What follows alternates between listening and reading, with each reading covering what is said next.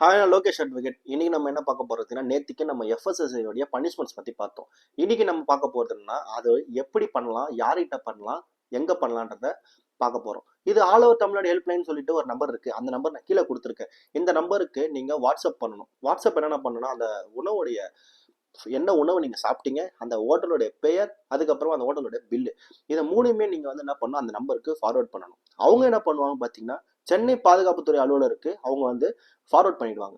சென்னை பாதுகாப்புத்துறை ஃபாலோவர் என்ன பண்ணுவாங்க பார்த்தீங்கன்னா, அது எந்த டிஸ்ட்ரிக்ட்ல இருக்கோ, அந்த ஹோட்டல் எந்த டிஸ்ட்ரிக்டோ அந்த டிஸ்ட்ரிக்ட்டுக்கு அவங்க ஃபார்வர்ட் பண்ணிடுவாங்க.